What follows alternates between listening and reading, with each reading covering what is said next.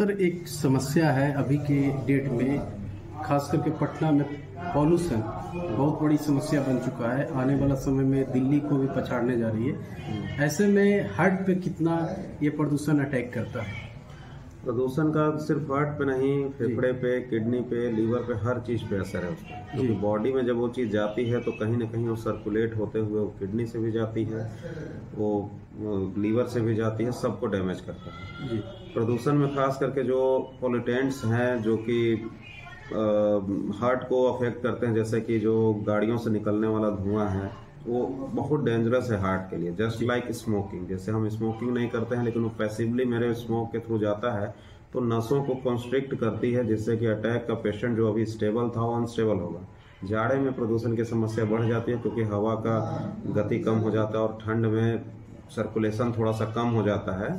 तो ठंड में इससे बहुत ज़्यादा हम लोग को बचने की ज़रूरत है।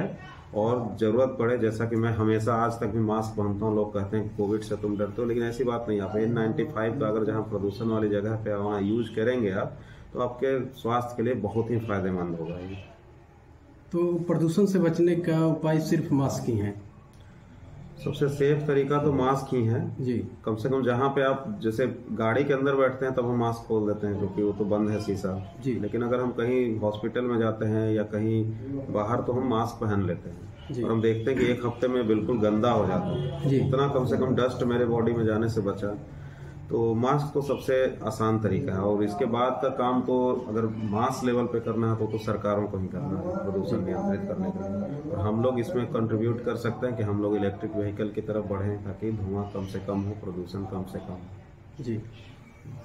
और गलती से भी घर के अंदर बोरसी या कोई भी चूल्हा जला के न रखें। गलती से भी सर्कुलेशन नहीं होगा तो कार्बन डाइऑक्साइड की जगह कार्बन मोनोऑक्साइड बनेगा। वो इतना डेंजरस है कि वो फिर मतलब मोर्टेलिटी बहुत ज़्यादा है कार्बन मोनोऑक्साइड पॉइजनिंग। आपका दिमाग भी खत्म हो सकता है क्योंकि वो ऑक्सीजन की जगह कार्बन मोनोऑक्साइड जाएगा तो ऑक्सीजन ही नहीं जा पाएगा शरीर में, सारे हीमोग्लोबिन को ब्लॉक कर देता है। तो घर के अंदर कोई चीज़ जला के ना रखें कितनी भी ठंड। डॉक्टर साहब, अभी ना कोरोना का फिर थोड़ा सा एक डर आया है, तो क्या कहना चाहिए लोग?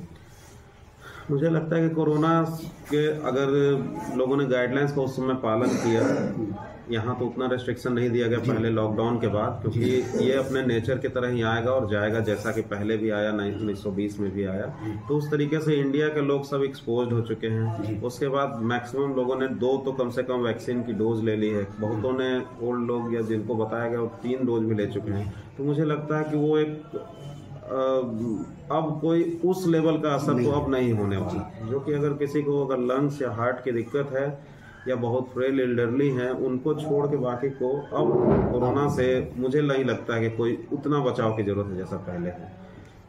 कोरोना ऐसी चीज है कि सबको हो चुका है, वैक्सीन भी लग चुका है, तो अब इंडिया में एटलीस्ट इसका कुछ भी असर नहीं होने वाला है। बड़े लेवल पे कोई असर नहीं होगा। इंडिविजुअल लेवल पे हो सकता है कि किसी को लीवर की दिक्कत हो, हार्ट की दिक्कत हो, लंग्स की दिक्कत हो, तो उसको दिक्कत कर सकता है। तो क्या लगता है नहीं सर कि कोविड से लोगों को बचना चाहिए या फिर फ्री होके छोड़ देना चाहिए? नहीं, बीमारी तो कोई भी उससे बचना ही चाहिए जी।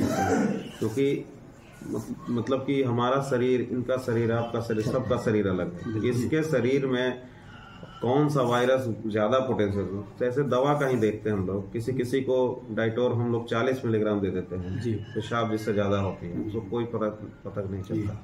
और किसी को 5 मिलीग्राम भी दीजिए तो उसका इतना बॉडी में स्पाजम होने लगता है, बॉडी में क्रैम्प्स आने लग जाता है। ये सबका अलग अलग शरीर है किसके, तो इसलिए ये कहना मुश्किल है। बहुत सारे COPD के लोग, दमा के लोग केवल नॉर्मल सर्दी खांसी से भी इतना सीरियस हो जाते हैं कि ऐसे पहुंच जाते हैं। बचाव तो हमको करना ही है जैसे पहले करते थे जितना, लेकिन मुझे लगता है कि उस लेवल का असर, इंडिविजुअल पेशेंट को छोड़ के, उस लेवल का असर अब नहीं होने वाला है कि लॉकडाउन हो जाए या बहुत रेस्ट्रिक्शन में रहे। ऐसा मुझे नहीं लगता है कि ऐसा होगा, क्योंकि कहीं ना कहीं जो भी हम लोग वैक्सीन लिया या पहले उससे मिलता जुलता ही वायरस है। हमारी बॉडी अब सक्षम है उसको टैकल करने के लिए। जी, बहुत बहुत धन्यवाद।